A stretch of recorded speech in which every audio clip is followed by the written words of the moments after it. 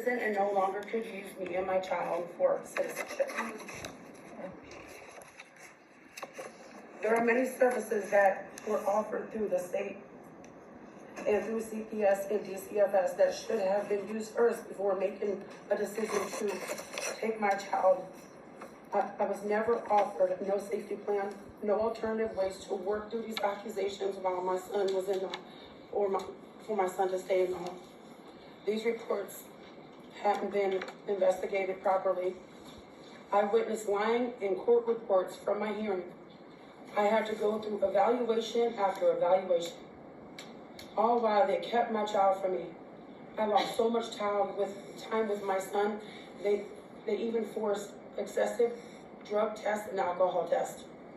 Yet my child wasn't taken for these reasons, all because of how excessive it was. I lost my job. The system made it unbearable. They canceled visits with my son, or I would arrive at the visitation spot and they just didn't show up. I would ask for holidays and birthdays with my son, and they would never allow me even a chance.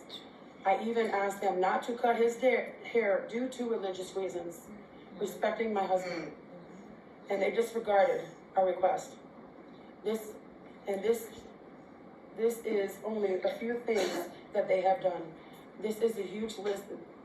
I have a huge list of things that I want to name, but for the sake of time,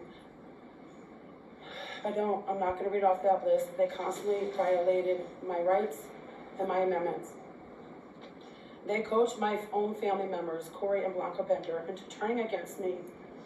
They would cancel family team meetings, which were supposed to be done every 3 months. The foster parents accused me of coaching, and CPS accused me of coaching my son, yet I barely even got time with him, so that makes no sense. Right. They lied about service providers and the notes that they wrote about me and how well I was doing. I endured constant harassment through this entire 6-year process. I was also asked to provide my work schedule, and once I did, they would always schedule my visits around the time that I was working.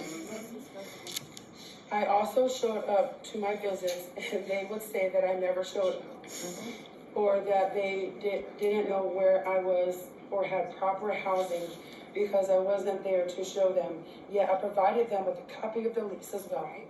I passed all these drug tests and all these breathalyzers, yet they said that these tests were watered down and were inconclusive. I completed all services as asked, yet they continue to tell me I need more and more and more services before my child could get to come home. I believe they haven't closed my case because it provides this broken system with more money the more kids that they bring into the system.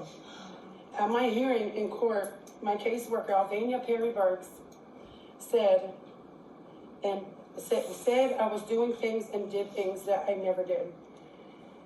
And she was very confrontational, aggressive, and sarcastic. She continued to accuse me of lying, accused me of being pregnant, and always being with the paramour. My son was hurt a lot in foster care.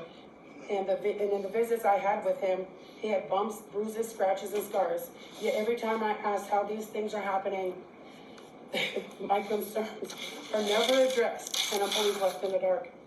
When my son was in my care, the only times that he ever needed to go to the doctor, went to the doctor, was for his checkups and his shots. My caseworker, Alvania, had been coaching my brother and his wife into getting an attorney to take away my parental rights. The GAL, Tim Whitman, was more focused on the TV, watching TV when he came over my house, instead of being there and paying attention to the son that the child that he was supposed to be there for. Every time my caseworker, Alvania, showed up, my son would run